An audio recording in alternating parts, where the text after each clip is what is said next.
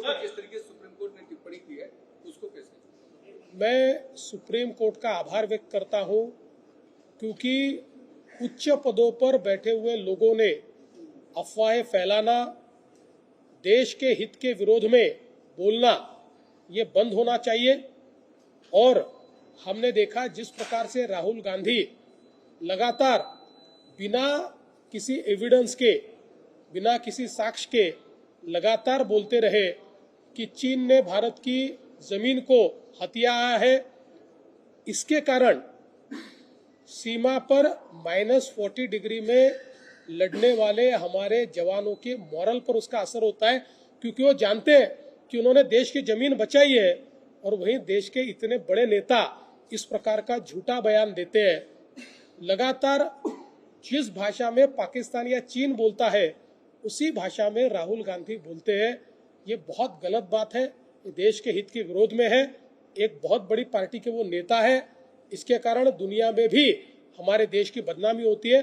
तो मुझे लगता है कि अब जब सुप्रीम कोर्ट ने उनको रिप्रिमांड किया है तो शायद वो आगे से अपना रवैया बदलेंगे। ओबीसी आरक्षण को लेकर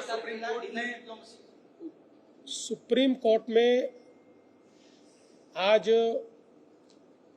2 मसलों के ऊपर लोग गए थे। इसमें एक मसला ये था कि ओबीसी का जो आरक्षण है तो वो रहेगा कि नहीं, एक प्रकार से उसके खिलाफ ही ये लोग गए थे। और दूसरा 2022 के अनुसार आप चुनाव कीजिए, यानी बिना आरक्षण के। और 2022 में जो यहाँ की सरकार थी उस समय की महाविकास आघाड़ी की, उन्होंने जो रचना की थी उस रचना के अनुसार आप कीजिए। ऐसी 2 मांगे उनकी थी। उन मांगों को सुप्रीम कोर्ट ने खारिज किया है, इसलिए ओबीसी रिजर्वेशन के साथ ही चुनाव होगा। और चूंकि 2022 का कानून नई सरकार ने निरस्त किया था, इसलिए नए कानून जो 2017 की रचना के अनुसार है उस हिसाब से ही ये चुनाव होगा।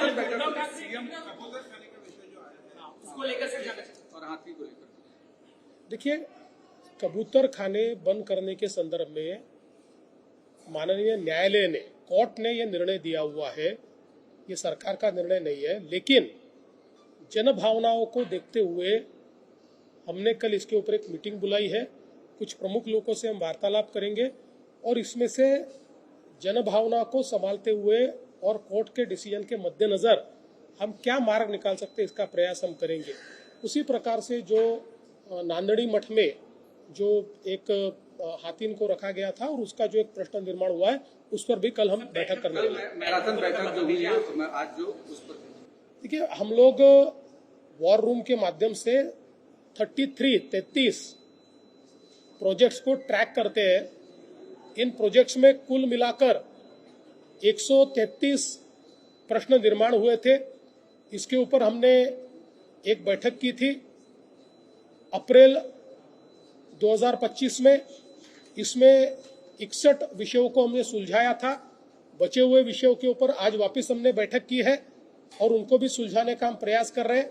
इसमें मुंबई और पुणे के मेट्रो प्रोजेक्ट्स हैं, इसमें हमारे गढ़चिरौली, यवतमाल, वर्धा, नांदेड़ इसके रेलवे प्रोजेक्ट्स हैं, इसमें मुंबई के अलग अलग मेट्रो प्रोजेक्ट्स हैं, इसमें वाढ़वण का जो हमारा पोर्ट है वहाँ पर जो हमको एयरपोर्ट बनाना है इसके विषय है, इसमें हमारे जो एक्सप्रेसवे हम लोग बना रहे हैं उसके विषय, इसमें जो हम अलग अलग प्रकार के टनल्स बना रहे हैं मुंबई में उसके विषय, ये सारे विषयों को फास्ट ट्रैक पर कंप्लीट करने का प्रयास हम कर रहे हैं। सीएम साहब जितेंद्र आव्हाड जिस तरीके से अभी भी उन्होंने एक वक्तव्य दिया कि सनातन अलग है, सनातन के लोग आतंकवादी हो सकते हैं, भगवा के लोग नहीं, ये जो शब्द है इसको कैसे प्रोसेस में देख रहे हैं? देखिए, पहली बात तो यह है कि जितेंद्र आव्हाड जी को न सनातन के बारे में कुछ पता है, न हिंदुत्व के बारे में कुछ पता है, और उनको किसी बारे में कुछ पता नहीं है। वो केवल वोट की राजनीति करते रहते हैं और इस प्रकार की बयानबाजी करते रहते हैं।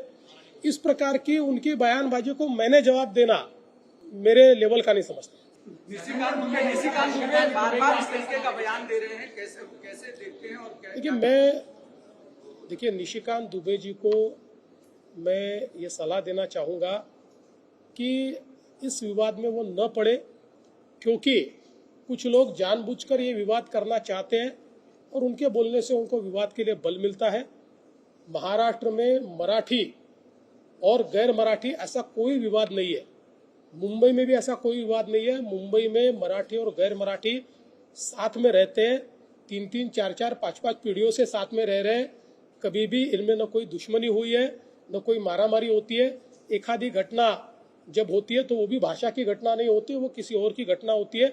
लेकिन चूंकि चुनाव पास में आ रहा है तो कुछ लोग ये चाहते हैं कि इस प्रकार का भेद महाराष्ट्र में तैयार हो और चुनाव में उनको मदद मिले।